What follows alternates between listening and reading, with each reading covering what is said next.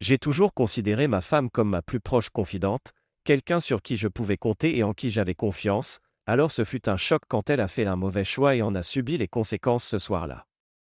J'espérais un bonus, mais j'avais des doutes. C'était la première fois en 3 ans que je portais mon smoking bleu marine, élégant mais me sentant à côté de la plaque. Au lieu de me détendre dans mon fauteuil préféré avec un verre, je me suis retrouvé à une collecte de fonds avec des collègues et des notables, un grand événement social dans notre petite ville du Midwest. J'avais demandé à ma femme de bien s'habiller, et elle l'a fait, peut-être un peu trop.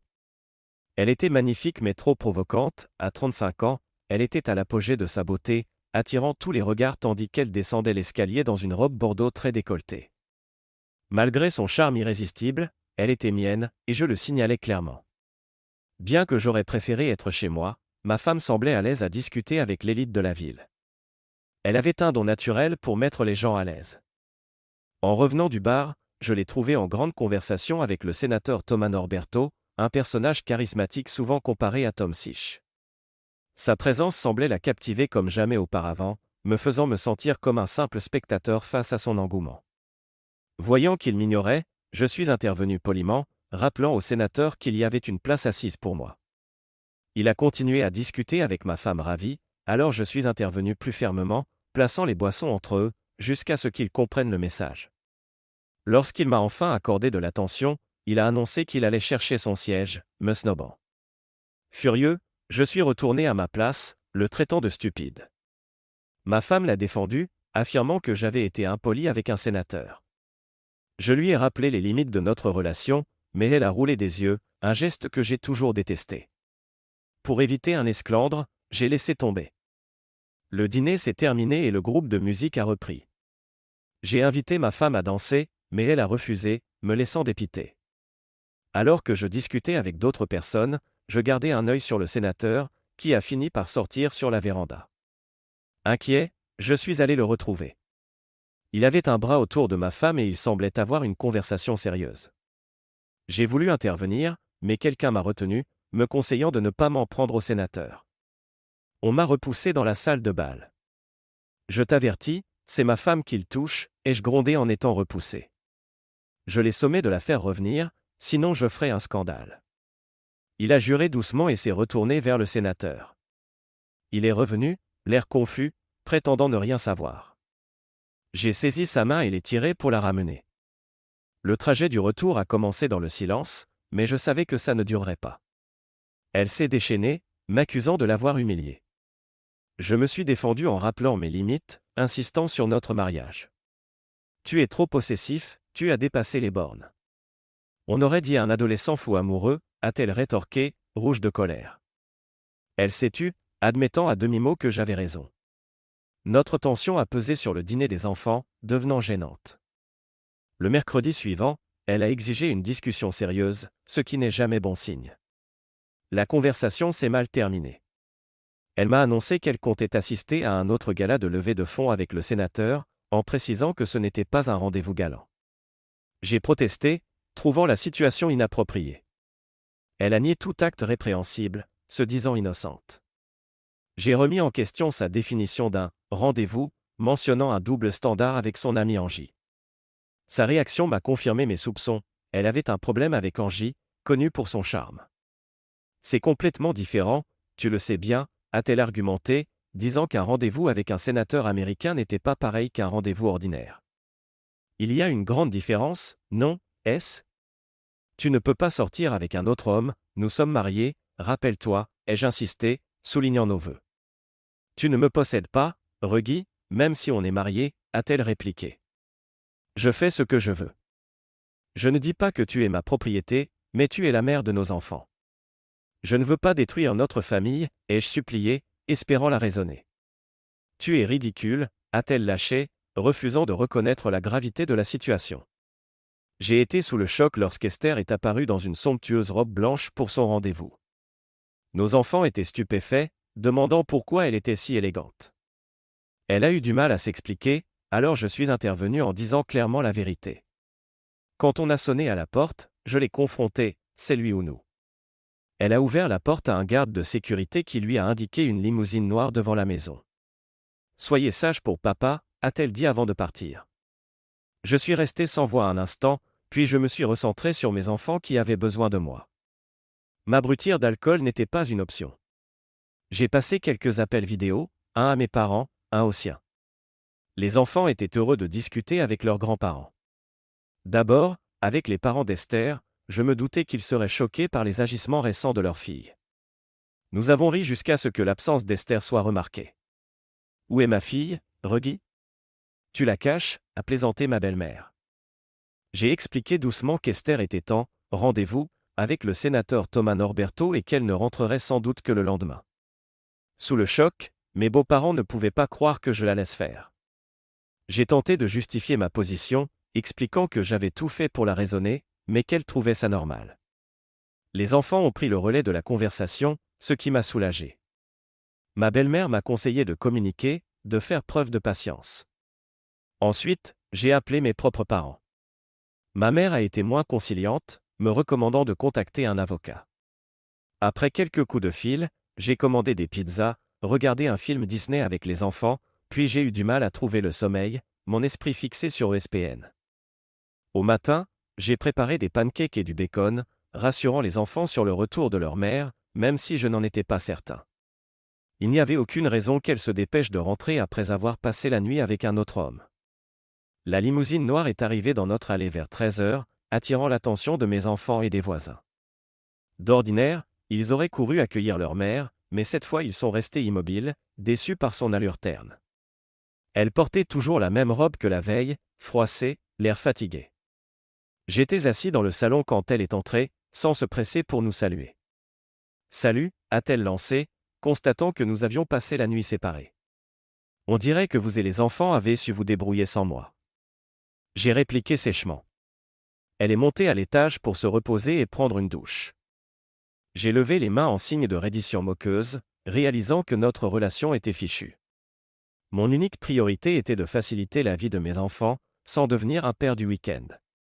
Une question me hantait, pourrais-je rester jusqu'à ce qu'il termine le lycée ? Quand Esther est finalement redescendue à 19h, j'avais déjà préparé le dîner. Je lui ai dit qu'il restait de quoi manger au frigo, elle m'a adressé un sourire froid. Les enfants, sentant la tension, l'ont évité. Seule avec moi, Esther m'a accusé de monter les enfants contre elle. J'ai nié, soulignant que c'était son comportement qui avait tout gâché, non seulement pour les enfants, mais aussi pour nos voisins. Je n'ai pas brisé notre famille, s'est-elle défendue, rejetant la faute sur moi. C'est à toi de voir, si tu peux surmonter tes problèmes d'ego, on peut recoller les morceaux et rester une famille. Mais si tu continues tes mesquineries, on se séparera et tu ne seras qu'un père à temps partiel, a-t-elle menacé. Surpris, je m'attendais à des remords, pas à de la colère. Il est 13h, espèce d'idiot, ai-je riposté. Tu n'as pas eu assez hier soir, tu en voulais encore la moitié de la journée. Elle s'est figée, fuyant mon regard. On peut passer outre et reprendre notre vie, je sais que je t'ai blessé et je suis désolé, mais j'avais besoin de ça pour moi-même et je ne le regrette pas, a-t-elle dit sans la moindre culpabilité. C'est une horrible excuse si tu l'appelles ainsi. Tu es juste désolé de m'avoir fait souffrir, pas du reste, ai-je répondu. C'était incroyable pour toi, s'est-elle défendue. J'ai répliqué avec la même force, tes actes ont trahi nos vœux et notre famille. Je lui ai rappelé à quel point elle était surprise lorsque je l'ai retrouvée dans notre chambre d'amis. On ne peut pas aller de l'avant si tu n'essaies pas, m'a-t-elle supplié. Non, c'est trop tard, ai-je rétorqué, en la chassant de la pièce. Cette nuit-là, j'ai enfin bien dormi, épuisé par 48 heures de tension. Le lendemain matin, j'ai poursuivi notre tradition du brunch du dimanche, gaufres belges. Maman a l'air mal, comme si elle n'avait pas dormi, a remarqué Ellie alors qu'on s'installait pour manger. Peut-être que tu devrais sortir plus souvent le vendredi soir, ai-je suggéré. S a éclaté en sanglots et s'est réfugié dans sa chambre, laissant les enfants perplexes. J'ai dit quelque chose de mal, a demandé Ellie, innocemment. Non, ma chérie, c'est juste que ta maman a sûrement raté les gaufres, ai-je murmuré doucement. Un peu plus tard, installé dans mon fauteuil, je regardais le match des Cubs quand la porte de la chambre s'est ouverte à la volée et une Esther Ordel en est sortie, débitant des paroles incompréhensibles. Calme-toi, chérie, je ne comprends rien avec toute cette bave et ces cris, ai-je noté. Elle pleurait, m'accusant d'avoir monté ses parents contre elle et de la faire passer pour une femme volage. C'est quoi, Une Kardashian, maman, a demandé Alice en arrivant. J'ai échangé un regard avec Esther qui s'est ressaisie et a envoyé les enfants dans leur chambre avant de me lancer. Dis-moi, a-t-elle exigé dès qu'ils ont été hors de portée? Je n'avais pas à le cacher à tes parents, puisque tu n'as fait que suivre un sénateur dans un gala de charité, ai-je expliqué. S'ils sont d'accord avec moi, ce n'est pas ma faute. Et au passage, ma mère a réagi de la même façon, alors attention quand tu la verras. Non, ce n'est pas comme ça, a-t-elle commencé, puis s'est interrompue. Une expérience incroyable, ai-je ajouté. Si un regard pouvait tuer, je ne serais plus qu'une tache sur le fauteuil, mais cela ne m'atteignait plus. Je lui ai fait signe de s'écarter de la télé, et elle a quitté la pièce précipitamment. Pendant les 2 semaines suivantes, j'ai dormi dans la chambre d'amis. Au bout d'un moment, j'ai fait croire aux enfants que j'avais un gros rhume et que je ne voulais pas le transmettre à leur mère. Je soupçonnais Elisa, 7 ans, de ne pas être dupe, mais elle n'a rien dit, faisant preuve d'une étonnante maturité. Un soir, environ 1 heure après qu'elle soit montée se coucher, je suis revenu dans notre lit, m'allongeant près d'elle. Quand le réveil a sonné, elle s'est blottie contre moi. C'est agréable, a-t-elle soufflé. Il est temps que tu retrouves la raison. Elle a essayé de me toucher. Je l'ai stoppée en posant ma main sur son avant-bras et en écartant la sienne. Je nous ai fait pivoter face à face. Certaines choses se font mieux en se regardant dans les yeux. Avant que je ne recouche avec toi, tu vas te faire dépister et me montrer tes résultats, ai-je dit doucement. Toi, tu peux bien faire confiance au sénateur, mais pas moi. Des larmes lui sont montées aux yeux. Elle s'apprêtait à dire quelque chose puis s'est ravisée, se contentant d'acquiescer. Cela m'a confirmé qu'elle et le sénateur n'avaient pas utilisé de protection. La situation devenait vraiment étrange. Au départ, j'avais envisagé de rester jusqu'à ce que les enfants finissent le lycée, soit environ 14 ans de plus, parce que je les aime et que j'étais prêt à endurer cela. Mais envisager une cohabitation si longue, sans intimité, surtout avec une femme attirante, paraissait impossible. Malheureusement, j'avais aussi ma réputation à considérer, et mes sentiments pour elle s'étaient estompés ces 2 dernières semaines. La voir quitter le lit avec tristesse ne m'émouvait plus. J'étais trop brisé pour la réconforter. Qui était-elle désormais? La femme que j'avais épousée aurait compris mon refus qu'elle voie quelqu'un d'autre. Esther et moi nous étions rencontrés à la fac, puis nous étions sortis ensemble 3 mois plus tard. Nous nous sommes mariés au bout de 2 ans. Elle travaillait comme actuaire, un job qui exige précision et honnêteté, compensant mon côté spontané et mon sens de l'humour. Malgré nos différences, je me voyais fêter 50 ans de mariage à ses côtés.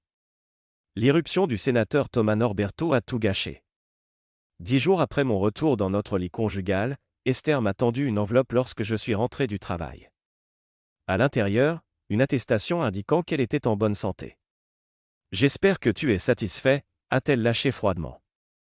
Tu n'imagines pas à quel point c'était humiliant. Je ne pourrai plus jamais revoir le docteur Sanche. Pas de ma faute, chérie, ai-je répondu simplement. Reste fidèle et tu n'auras plus à avoir honte. Elle a sifflé doucement sans répliquer. En s'éloignant, j'ai insisté, combien de fois le sénateur t'a contacté? Elle a commencé à répondre, mais je l'ai fait taire d'un geste. Avec une grimace, elle m'a remis son téléphone.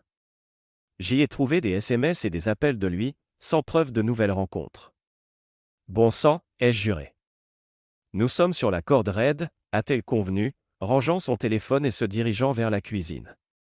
Ce soir-là, elle m'a montré beaucoup d'affection au lit, et je me suis laissé aller à satisfaire mes envies. Je n'avais pas de sentiment pour elle, je ne faisais que combler un besoin. Je voyais bien qu'elle essayait de me reconquérir, mais j'étais ailleurs. Le retour surprise d'Esther, après son aventure, a alimenté les commérages du quartier. Les hommes me regardaient avec compassion, les femmes avec un sourire narquois. Un soir, Elisa m'a demandé ce qu'était un « club de femmes ». J'ai gardé mon calme, expliquant que sa maman avait commis une erreur et l'assurant que tout allait bien. Je l'ai prise dans mes bras, retenant mes larmes, conscient que ce moment resterait à jamais gravé en moi. Peu à peu, un semblant de normalité est revenu dans notre foyer. Mais un nouveau type de « normal ». Que Esther l'admette ou non, plus rien ne redeviendrait comme avant. Je ne pourrais jamais lui refaire entièrement confiance, ni pardonner ou oublier le manque de respect qu'elle avait manifesté envers moi et notre famille. Pour citer Tina Turner, l'amour a quoi à voir là-dedans? 6 mois plus tard, elle a fini par comprendre quelque chose ou par trouver le courage de s'exprimer. Depuis cette soirée qu'elle avait initiée, je me tournais pour dormir, comme d'habitude. J'ai entendu ses sanglots avant qu'elle ne dise un mot. Reggie, on peut parler. Quoi, ai-je répondu doucement, encore sur ma réserve. Tu veux bien te tourner, a-t-elle demandé d'un ton irrité. J'ai soupiré à nouveau en me retournant vers elle. Elle fixait mes yeux sans cesse. Tu te rends compte du temps écoulé depuis qu'on a été proches? Dis-le. Je l'ai dit, ai-je insisté. Assume un peu. Reconnais-le. On n'a plus été proches depuis que je suis sorti avec le sénateur, a-t-elle fini par admettre. Tu me satisfais physiquement, puis tu t'endors. Tu veilles à ce que je sois comblé, mais c'est purement charnel, et tu ne m'as pas enlacé une seule fois depuis. Ça me manque, cette tendresse. Tu es incapable de dire ces mots. Bébé, ai-je répliqué, ton rendez-vous. Tu m'as trompé. Reconnais-le, je ne suis pas idiot. Tu pars en rendez-vous et tu ne rentres pas avant le lendemain. Tu la joues comme si c'était banal et sans importance. Arrête de le rendre si sordide, a-t-elle protesté. Oui, on a fait l'amour le samedi soir et c'était génial. Il était doux et prévenant, comme toi autrefois. Vraiment inoubliable. Inoubliable, hein. Voilà pourquoi on n'a plus fait l'amour, tu lui as offert quelque chose que tu m'avais promis de me réserver. Et tu as tout apprécié. Allons, Reg, ce n'était qu'une nuit, 2 jours au total. Statistiquement, c'est minuscule comparé aux centaines de jours qu'on passe en tant que mari et femme. On peut l'oublier si tu y mets de la bonne volonté, a-t-elle supplié. Merci pour la leçon de maths, ai-je ironisé. Mais je n'ai jamais perçu notre mariage comme un problème statistique. Tu ressentirais quoi si je couchais avec Mary Jo Young, ai-je ajouté, mentionnant la voisine divorcée, blonde et plutôt séduisante, à qui toutes les femmes du quartier jettent des regards soupçonneux quand leur mari est proche. Attends, tu la veux, Mary Jo, s'est-elle exclamée. Tu vois comme tu projettes ta propre envie? Je n'ai jamais dit que je voulais Mary Jo, ai-je expliqué. Elle avait l'air désemparée, jusqu'à ce que ça fasse tilt. Son visage s'est obscurci de colère. Je lis entre les lignes, a-t-elle murmuré. Pas besoin de mots pour ça, ai-je rétorqué, un bras moqueur. Tu sais, à cause de tout ça, d'autres gamines du quartier ont harcelé Elisa. Elles ont entendu leur mère te traiter de noms peu flatteurs, l'ai-je informé. Sa colère a fait place à l'incrédulité. Elisa ne m'a rien dit. Elle a pris une longue inspiration en digérant la nouvelle. Je suis vraiment désolé. Désolé ne suffit pas. Tu as décrit ta nuit comme inoubliable, moi je la vois comme une trahison, ai-je conclu. Je me suis tourné pour dormir, sans savoir ce qu'elle prévoyait. Je dois reconnaître qu'Esther a fait des efforts dans les mois qui ont suivi, elle a pris en main son rôle de mère, la charge que j'assumais d'habitude. Elle conduisait les enfants à leurs activités, les soutenait plus chaleureusement. Peut-être avait-elle enfin compris l'importance de mettre la famille en premier pour nous maintenir ensemble. Les enfants appréciaient cette attention supplémentaire, mais encore une fois, ma fille a fait preuve d'une remarquable perspicacité pour son âge, 8 ans, maman fait de gros efforts, papa. J'espère qu'elle aura des excuses pour ce qu'elle a fait de mal. J'ai tenté de lui répondre avec un sourire sincère. Nous avions une façade de normalité dans la maison Wilkerson. Esther semblait prête à faire de gros efforts pour redorer son image et me regagner. Nous n'étions plus que 2 individus partageant le même toit et profitant de certains bénéfices. Elle attendait de moi que je cède un jour ou l'autre. En réalité, il subsistait sans doute un peu de mes sentiments pour elle. On n'efface pas 9 ans de mariage d'un coup. Mais elle se mettait des bâtons dans les roues en restant en contact avec le sénateur. Je vérifiais ses appels et messages depuis notre dispute. Elle s'arrangeait pour ne plus rien laisser traîner, sans se douter qu'il était facile de cloner un téléphone et de tout consulter. Je constatais qu'il la contactait souvent. Elle répondait poliment mais se montrait plus distante, du moins pour l'instant. Pourrions-nous prévoir un autre rendez-vous? Je serai en ville, disait-il dans un de ses SMS, envoyés il y a presque un mois. Mon mari est toujours énervé à cause de la dernière fois. Je ne peux pas risquer ça, avait-elle répondu. Évidemment, ça ne m'a pas plu. Un mois plus tard, nous avons célébré nos 10 ans de mariage dans un Chuck E. Cheese en famille. Les enfants se sont amusés comme des fous, mais Esther, elle, pas du tout. Elle a attendu que les enfants soient occupés pour me dire combien elle déplorait notre non-célébration. On a toujours fêté nos anniversaires en amoureux, avec une soirée spéciale. Tu piétines la tradition parce que tu es rancunier. Depuis quand es-tu devenu si mesquin et bas, a-t-elle fait remarquer. Comme beaucoup de réponses à propos de ce qui s'est passé ce soir-là, c'est toi qui as fait ça, à moi, à toi-même, ai-je répliqué. Tu ne peux pas passer outre, a-t-elle supplié. Au fait, à quelle fréquence discutes-tu avec lui, ai-je demandé directement. Elle a osé sourire en sortant son téléphone de sa poche pour me le tendre. Je l'ai lancé en l'air et je l'ai rattrapé au vol. Je sais que tu as été déloyale. Je te sais aussi assez intelligente pour ne laisser aucune preuve. J'imagine bien que tu as tout nettoyé depuis que j'y ai jeté un œil la première fois. Mais pourquoi n'ai-je jamais lu un seul message où tu le repousses clairement, ai-je lancé. Ses joues ont rougi et elle a tourné le regard. Clairement, c'était une question rhétorique. Malgré tout ce tumulte, je m'investissais beaucoup dans mon travail et dans mes enfants. Mes collègues me disaient souvent que j'avais l'air d'avoir besoin de sommeil, ou peut-être de 6 nuits complètes. Je craignais de développer un ulcère. Je buvais davantage et dormais de moins en moins.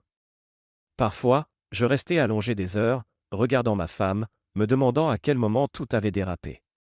Elle assurait m'aimer, tout en prétendant que ses actes restaient indépendants de notre couple. Elle estimait avoir le droit à cette nuit avec le sénateur, sans regret, seulement navré de m'avoir blessé. J'attendais la suite, sans savoir quand tout allait s'effondrer. Étonnamment, ma belle-mère est devenue un soutien pendant cette période difficile. Elle s'excusait constamment pour le comportement de sa fille. Nous sommes vraiment désolés, Reggie, nous ne l'avons pas éduquée pour qu'elle soit si égoïste. Mais j'espère tellement que vous trouverez un moyen de dépasser ça, me disait-elle au téléphone. Je sais les efforts que tu fais pour les enfants. Un jour, j'ai sorti un pack de bière pour un de nos traditionnels barbecues mensuels, organisés dans le quartier. On avait allumé 2 grilles, il y avait un buffet copieux de plats chauds et froids, des fruits, des desserts et des boissons. Le temps était idéal, 27 degrés Celsius et presque pas de vent. La fête avait commencé depuis quelques heures et devait durer encore 5 ou 6 heures. Tout le monde, adultes comme enfants, profitait de l'événement. En traversant la maison, j'ai entendu des voix féminines provenant de notre bureau, une pièce normalement réservée à la famille. J'avais l'intention de les rediriger vers le salon, où se déroulait l'essentiel de la fête. Mais ce qui a attiré mon attention, c'est une phrase distincte. Quand Reggie prend les choses en main, je ne peux pas m'empêcher de repenser à lui. Il est sûr de lui, déterminé, concentré sur ses objectifs. Parfois, je n'arrive pas à chasser le souvenir de cette nuit. C'est quelque chose que je chérirai toujours, a déclaré Esther. J'étais pétrifié en entendant ça, combien de personnes étaient donc au courant que je me faisais berner? Elles ont ri. Apparemment, elles étaient 3 dans la pièce. Je n'ai pas saisi la suite de leur conversation, trop occupé à ne pas vomir. J'ai eu le temps de courir jusqu'aux toilettes pour tout rendre, la soirée de la veille, mon petit déjeuner et mon déjeuner. Après m'être rafraîchi, j'ai apporté les bières au gars qui gérait les grilles. Ça va, Reg? Tu as l'air bizarre, a dit John Lazy. Ça va, ai-je répondu. Je suis resté silencieux le reste de la journée. Quand Esther est ressortie avec ses amis, je sentais leur regard peser sur moi, ponctué de sourires narquois. J'ai cru que toutes les femmes présentes me toisaient. Plus tard, j'ai confronté ma femme, alors qu'elle sirotait une boisson, installée sur une chaise longue. Dis-moi, aujourd'hui, il y avait quelqu'un qui n'était pas au courant de ton aventure, ai-je demandé. Surprise, elle m'a fixé. Comment ça? J'ai bien vu vos rires. Alors, non seulement tu couches avec un autre type, mais en plus, tu me couvres de ridicule devant tes copines. Je passe pour le cocu de service, et je ripostais. Je ne suis pas infidèle. Et je ne tolérerai pas que tu dises ça, s'est-elle emportée. C'était juste une erreur, j'ai pas couché avec un inconnu dans un sordide motel. Ses yeux brillaient de colère tandis qu'elle se levait brusquement de son transat. J'en ai assez, a-t-elle clamé en haussant la voix. Ça fait plus d'1 an que tu joues ce jeu. Ta femme a couché avec un autre homme, oui, un sénateur séduisant et musclé.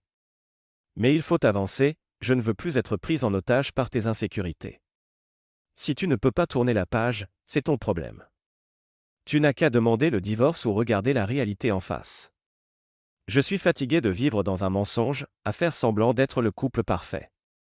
Décide-toi, maintenant. J'étais abasourdi, incapable de parler pendant de longues minutes. Elle était déjà partie, me laissant seul. Je suis resté figé. Je suis quelqu'un de calme et réfléchi, voire lent à réagir, ce que ma femme prenait souvent pour de la faiblesse.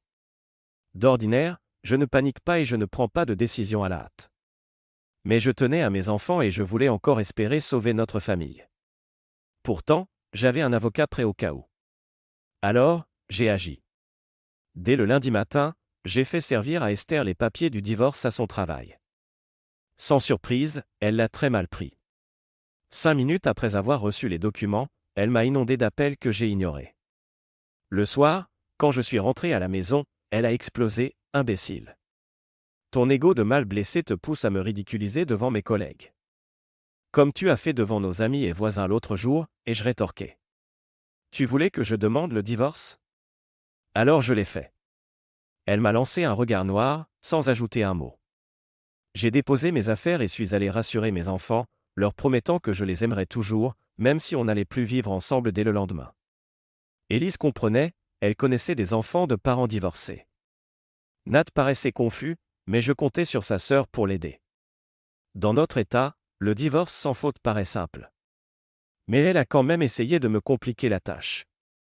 Pour une raison étrange, elle refusait de céder la garde principale. Son avocat a accumulé les lenteurs et a proposé même une thérapie de couple. Je ne comprends pas. Tu dis m'aimer, mais tu as tout gâché. Tu racontes à tes copines qu'il est le meilleur coup que tu aies jamais eu. Pour quelle raison je resterai dans ce mariage ? Je me retrouve avec du stress à n'en plus finir, sous le même toit que toi.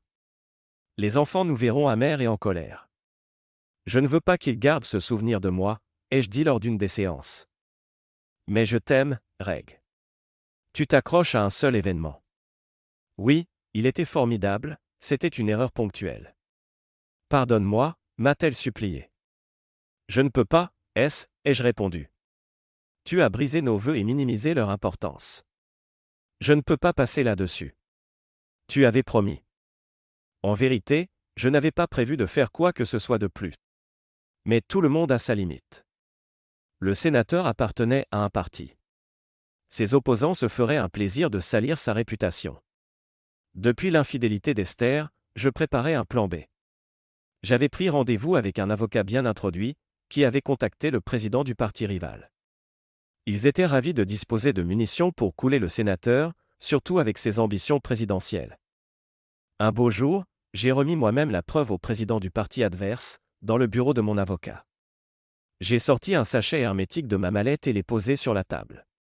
La stupéfaction se lisait sur son visage. Bon sang, a-t-il murmuré. Est-ce que c'est ? Si vous pensez que c'est un élément qui anéantira la carrière du sénateur Prick, alors oui, ai-je rétorqué. Ils ont regardé le sachet comme s'il contenait des lingots d'or. Ils n'ont même pas osé le toucher. Cette idiote est rentrée, elle a filé sous la douche. Comme c'est elle qui s'occupe de la lessive, elle pensait que je ne vérifierais pas le panier. J'ai attendu d'entendre l'eau couler pour aller dans la salle de bain et trouver ce sous-vêtement au fond du panier. Tout le monde connaît l'ADN grâce aux séries télé. Je suis sûr qu'on trouvera 2 ADN distincts sur ce tissu. Voici aussi sa brosse à dents pour comparer. Je suppose que vous n'aurez pas de mal à obtenir l'échantillon du sénateur, à moins que vous ne l'ayez déjà, ai-je expliqué. Je l'ai toisé, il savait déjà comment procéder. Pourquoi, lisais-je dans ses yeux. Parce qu'elle est assez stupide pour me tourner en ridicule en plus de me tromper. Elle suppose que je pardonnerai indéfiniment. Elle le crie presque sur les toits. Qu'elle aille au diable, lui et son sénateur, ai-je conclu.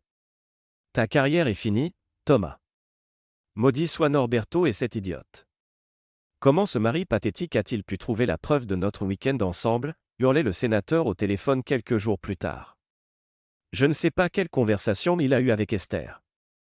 Je ne sais pas de quoi tu parles, a-t-elle bafouillé. Elle m'a alors demandé, qu'est-ce que tu as fait, quand je l'ai rappelé plus tard. Elle semblait déconcertée, apprenant que j'avais piraté son téléphone. Elle n'avait plus aucun message compromettant depuis des mois. Qu'est-ce que j'ai fait ? J'ai juste commandé une pizza pepperoni avec du pain à l'ail, ai-je plaisanté. J'ai bien vu qu'elle me trouvait absurde, mais elle savait au fond qu'il ne fallait pas me prendre pour un idiot. Je ne sais pas par quel moyen tu t'en es pris au sénateur, mais il est furieux et a menacé de m'envoyer des hommes si j'ouvre encore la bouche. Merci, au fait. Mes parents sont furieux, les tiens aussi. Élise refuse de me parler, et toi, tu ne comprends toujours pas que ce que Thomas et moi avons fait n'a rien à voir avec nous deux, a-t-elle tempêté. Justement, ai-je lâché. Le sénateur, qui semblait assuré de conserver son siège, s'est finalement retiré de la course 8 mois avant l'élection, invoquant un épuisement psychologique. Avec tout ce qui se passait, je n'avais pas la tête à la romance. Je n'avais regardé aucune femme depuis des mois, jusqu'à ce que ma fille me pose la question « Papa, quand vas-tu recommencer à voir d'autres femmes ?» C'était lors de l'un de mes week-ends avec eux. La maman de Linda aimerait vraiment sortir avec toi, a-t-elle ajouté. Je suis resté médusé. Linda ? Elle t'en a parlé ? Non, j'ai juste surpris une conversation entre elle et la mère d'Annie. Mais oui, ça m'irait, papa. Je ne veux pas que tu restes seul. Mais pas la mère de Marcy, s'il te plaît. Personne ne l'aime. Les enfants remarquent souvent plus de choses qu'on ne le croit. Linda était divorcée depuis 5 ans. Femme joyeuse, blonde, encore un peu pétillante comme une ancienne pom-pom girl. Je n'avais jamais envisagé qu'elle puisse s'intéresser à moi. Quand on est marié, on ne regarde pas vraiment les autres possibilités, en tout cas moi non. Élise a observé ma réaction. C'est bon, papa, j'ai presque 9 ans, je comprends le divorce et tout ça. Nat et moi serons d'accord, prends soin de toi, a-t-elle ajouté. J'ai donc commencé à sortir avec la maman de Linda. Ça m'a fait du bien, même si je me sentais encore un peu obligé d'expliquer que je n'étais pas prêt pour du sérieux, juste sorti d'une longue relation. Elle m'a souri, me rassurant, tu n'es pas obligé de justifier chaque rendez-vous. Elle m'a filé quelques astuces, comme un cours accéléré sur la vie des parents divorcés. Elle m'a aussi signalé que plusieurs mères divorcées de l'école lorgnaient sur moi, me trouvant plutôt beau gosse, bon père et stable. Elle a rougi en disant cela. J'ai vu Linda S. Mom à quelques reprises, ainsi que d'autres femmes. Parfois, j'oubliais mon ex, Esther, et notre vie passée. Oui, je me sentais seul, mais pas assez pour revenir en arrière. Esther répétait que c'était une bêtise qu'elle ne referait jamais. Une simple bêtise. Je trouvais ça pitoyable, c'était bien plus qu'une simple erreur. Elle avait fait passer son plaisir avec le sénateur avant celui de sa famille. C'était une décision irréfléchie, un manque de respect, du pur égoïsme, ai-je lancé un jour. Son visage s'est crispé. Elle avait beau ouvrir la bouche pour répliquer, aucune justification ne venait. Surtout que contacter le sénateur n'avait plus de sens désormais. Un samedi, alors que les enfants et moi étions chez mes ex-beaux-parents pour dîner, ma belle-mère m'a dit qu'il avait demandé à Esther de ne plus jamais le contacter. Il lui reprochait de ne pas avoir assez empêché toute cette affaire de couler sa carrière politique. Les mois ont passé. Je sortais parfois avec des collègues qui m'emmenaient dans un bar chic avec piste de danse. Quand j'étais marié, j'évitais les sorties du jeudi soir, mais désormais, c'était devenu habituel. On était 4, assis à une table, profitant de l'ambiance. J'ai remarqué 2 femmes entrant. L'une semblait avoir la quarantaine, mais vêtue comme une trentenaire. Cheveux bruns coupés courts, yeux verts, chemisier soyeux bleu à peine déboutonné, jupe courte mettant en valeur ses jambes fuselées. Elle respirait la confiance en elle. Son amie, plus âgée, peut-être début quarantaine aussi, paraissait à l'aise financièrement, portant un ensemble de marques, cheveux mi-longs blonds argentés, yeux sombres et élégants maintien. Elles se sont assises à une table voisine. La brune acceptait de danser avec tous les hommes qui l'approchaient, tandis que la blonde, plus discrète, n'a fait que quelques danses. 1 heure plus tard, je me suis décidé à inviter la blonde, mais en m'approchant, la brune m'a attrapé par la main et m'a emmené sur la piste. J'étais fasciné, au point d'en oublier l'autre. On a dansé sur des rythmes endiablés et quand la musique est devenue lente, elle m'a embrassé fougueusement. J'étais conquis. Nous avons quitté le club ensemble et sommes allés chez moi, notre passion s'est poursuivie dans la chambre. Cette nuit-là, Rosie a tout raconté sur sa vie, elle était fraîchement divorcée et voulait fêter ça. Rosie était incroyable au lit. Nous sommes sortis ensemble 1 mois, puis elle a préféré rester libre encore un moment. Je respectais sa décision et on s'est séparés en bons termes. Quelques semaines plus tard, je me retrouvais seul dans un bar haut de gamme. Je voulais juste décompresser après une longue semaine, n'ayant pas mes enfants. Elle est entrée seule, captant tous les regards. Une silhouette à la Megan Thee Stallion, de longues boucles brunes encadrant son visage et retombant sur ses épaules. Perchée sur des talons de 10 centimètres, elle s'est installée près de moi. J'ai tenté de trouver une phrase d'approche intelligente, mais avant que je ne parle, elle a plongé ses yeux dans les miens. Alors, je te paie un verre. J'ai souri. Excellent choix, a-t-elle remarqué en voyant que je commandais la même boisson qu'elle, sans glaçons. Elle m'a parlé de la société de marketing qu'elle avait fondée il y a des années. Impressionnante. Non seulement elle était superbe et intelligente, mais sa société prospérait. Nous sommes allés chez elle. Elle a admis qu'elle préférait faire l'amour dans son lit. J'ai compris qu'elle avait de bonnes raisons. À 45 ans, Maria Washington avait un corps si sculpté que j'avais du mal à y croire. Notre première nuit fut mémorable, elle embrassait comme aucune autre, et j'ai senti une connexion puissante, bien plus intense qu'avec Esther ces dernières années. Pourtant, Maria m'a confié privilégier sa carrière et n'avoir aucune envie d'enfant, optant pour des relations légères. Même si j'éprouvais de réels sentiments, je respectais son choix et nous sommes restés des « amis avec bénéfice » pendant 1 an, nous voyant environ une fois par mois, jusqu'à ce qu'elle tombe amoureuse d'un homme beaucoup plus jeune. « Tu as de la chance, fiston », me disait parfois ma belle-mère, j'avais conservé le contact avec mes ex-beaux-parents, unis par nos petits-enfants. Je l'appelais toujours « maman », tout comme je continuais à dire « papa » à mon ex-beau-père. Un jour, elle m'a demandé un service avec prudence. « Reg, ma jeune assistante personnelle va m'accompagner à la soirée de fin d'année de notre entreprise. Elle est adorable, mais elle a vécu un divorce douloureux, mari trompeur et viol. Elle mérite de rencontrer un homme bien, et je pense que tu en es un. » C'était surréaliste, mon ex-belle-mère me proposait un rencard. « D'accord, maman, tant que ce n'est pas ennuyeux, » ai-je plaisanté. Elle a ri, « Je crois que tu seras agréablement surpris, Reggie. Peut-être qu'on pourra garder les enfants pour la nuit, voire 2, a-t-elle lancé malicieusement. Maman avait raison, j'ai été positivement étonné. Cheryl ou Sherilyn, comme elle préférait, était magnifique, avec un charme pétillant et un physique bien proportionné. Elle était chaleureuse sans en faire trop, et elle fronçait légèrement le nez en plissant ses yeux verts quand elle riait. J'ai décidé de rester auprès d'elle toute la soirée, comme je l'aurais fait avec mon ex-femme. Elle en semblait reconnaissante. On a dîné avec mes ex-beaux-parents. Ma belle-mère, toujours aussi élégante, et mon beau-père plus taciturne. Il a fini par se détendre. À la fin du repas, j'ai invité Cheryl à danser. J'avais déjà quelques bases, car Esther adorait danser. Cheryl dansait très bien, surtout les morceaux rapides, et elle était parfaite pour les slows. J'ai adoré la sentir contre moi. Devant sa porte, elle m'a déposé un doux baiser sur les lèvres et m'a tendu son numéro. J'ai compris que je devais laisser plus souvent mes enfants à leurs grands-parents. Après 3 jours, je l'ai appelée pour sortir ensemble. Elle a accepté pour le vendredi suivant, un grand resto italien, puis une expo d'art.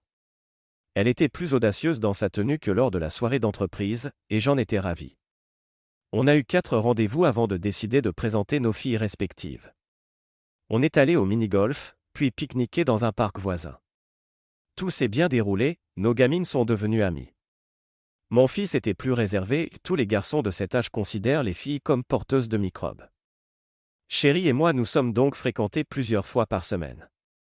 Quand j'avais mes enfants, on faisait des activités tous ensemble. Nous formions un petit groupe de 5. Tout se passait merveilleusement bien jusqu'à ce que je reçoive un coup de fil d'Esther au début de la nouvelle année scolaire. Je ne sais pas ce que ta copine apprend à MES enfant, mais ton fils a fini au bureau du principal pour s'être battu. Il a le visage amoché et il est exclu 3 jours. Tout ça tourne autour d'une gamine appelée Monique, qu'il traite de sœur, s'est-elle énervée. D'abord, tu n'as pas à insulter ma copine. Ensuite, je passerai le voir après le dîner pour manger une glace. Ne tirons pas de conclusion sans avoir tous les détails, ai-je calmement répondu. Elle a soupiré avant de raccrocher. Après dîner, j'ai emmené Nat prendre une glace dans un petit bar familial. En entrant dans la voiture, j'ai inspecté ses blessures, une coupure à la lèvre et une égratignure sur la joue gauche. Tu aurais dû voir l'autre, papa, a-t-il plaisanté. La vérité, Nathan Abraham, ai-je exigé en employant ses prénoms au complet. Il a grimacé. Un grand a embêté mot. Je lui ai dit d'arrêter de s'en prendre à ma sœur. Il a porté le premier coup, alors je l'ai frappé fort. On dit que je lui ai cassé le nez. Il y avait beaucoup de sang, a-t-il expliqué en retenant un sourire. L'autre garçon avait 2 ans de plus que Nat. Monique me racontera la même histoire, ai-je demandé. Oui, papa. Je n'aurais pas frappé si l'autre n'avait pas commencé. Je la protégeais. Tu nous as toujours dit de prendre soin d'Ellie, alors maintenant, pour moi, Mo est aussi ma sœur, a-t-il dit sérieusement. J'ai été surpris et touché par la logique d'un enfant de 10 ans. D'accord, je respecte que tu aies défendu Mo, mais ne l'ébruitons pas. Je parlerai au directeur. Tu devrais dire à ta mère qui est vraiment Monique et ce qu'elle représente. Que Alice et toi ne lui cachiez pas tout. Il a acquiescé. Les gosses grandissent plus vite qu'on ne le pense. Et papa, quand est-ce que tu vas épouser Chérie? Elle est géniale, a-t-il ajouté. Je n'ai pas pu m'empêcher de sourire. Mon fils avait raison, il était temps de sceller cette relation avec cette femme formidable. Le lendemain, j'ai contacté le principal. Le règlement de l'école était sans compromis, bagarre interdite, même en cas de légitime défense, mais aussi harcèlement interdit. Résultat, le fauteur de troubles a pris 6 jours d'exclusion, Nat 3. Même si la sanction ne me plaisait pas, je lui ai dit de l'accepter. J'ai aussi promis de faire ma demande en mariage quand j'aurai un budget pour la bague. Les choses se sont corsées quand Esther a compris que Chérie était l'assistante de sa mère et qu'elle avait été mise en relation avec moi de cette manière. Maman, tu n'es pas censée être de mon côté, a hurlé Esther. Il n'y a pas de ton côté, a répliqué sa mère. Reggie ne reviendra pas vers toi. C'est toi qui as tout gâché. Alors pourquoi laisser un si bon garçon se perdre? Cheryl est une femme formidable, elle mérite un homme comme Reggie. Elle m'a raconté les hurlements d'Esther. Malgré cela, nos enfants adoraient Chérie. Ma fille aimait son côté maternel envers moi. Chérie avait tendance à anticiper mes désirs, ce qui me donnait envie de la traiter comme une reine. Élise remarquait nos petits gestes tendres, je ne sais pas si c'est mignon ou écœurant, mais je suis contente que ça se passe devant moi, a-t-elle lâché en rigolant. Quelques mois plus tard, nous avons fait une cérémonie de mariage en toute intimité. Nos 3 enfants étaient présents, ainsi que mes parents et mes ex-beaux-parents. Le greffier du tribunal, qui officiait, semblait surpris de voir ma belle-mère comme témoin de Chérie. C'est toute une histoire, ai-je avoué en plaisantant. On dit souvent qu'on n'attend pas l'Inquisition espagnole, en référence au sketch culte de Monty Python. Mais on ne s'attend pas non plus à la visite des marshals fédéraux. 2 agents sont venus un lundi matin dans mon bureau. Ils enquêtaient sur une bagarre et une blessure subie par l'ex-sénateur dans les toilettes d'un grand restaurant de Houston, au Texas. Mon nom était apparu dans une liste de 26 hommes potentiellement rancuniers. Je ne verserai pas de larmes pour ce type. Personne ne le mérite plus que lui, ai-je ironisé. Vous vous rendez compte qu'il a couché avec ma femme il y a 4 ans? Si j'avais voulu me venger, je l'aurais fait depuis longtemps. Les agents étaient furieux. Mais ce n'était que le début. La semaine suivante, un reporter de l'Associated Press m'a rendu visite pour me questionner à ce sujet. Apparemment, il avait mis la main sur une liste confidentielle de 26 maîtresses du sénateur. Quelques personnes savaient déjà qu'Esther avait eu une liaison avec lui, notamment parce qu'elle aimait s'en vanter. Je me doutais qu'elle l'avait raconté à plus de gens que moi, fière d'avoir séduit un sénateur. Cette fois-ci, elle allait devoir assumer de figurer sur la liste officielle de ses conquêtes. Pourquoi tu lui as dit ça, m'a-t-elle hurlé au téléphone. Je n'ai fait que confirmer l'info sur sa liste. Je n'allais pas mentir pour te protéger, et je rétorquai. Je ne suis pas une femme facile, a-t-elle crié avant que je ne raccroche. Je l'avoue, ça m'a fait rire. Hélas, la publication de l'article allait rendre la vie difficile à mes enfants, sujets aux moqueries parce que leur mère passait pour une infidèle opportuniste. Mes ex-beaux-parents, déjà sous le choc, se sont encore plus isolés. Je les ai hébergés 2 semaines pour les protéger des commérages. Ils restaient calfeutrés et ne répondaient pas au téléphone. J'adore ma fille, tu sais ce que c'est, l'amour parental.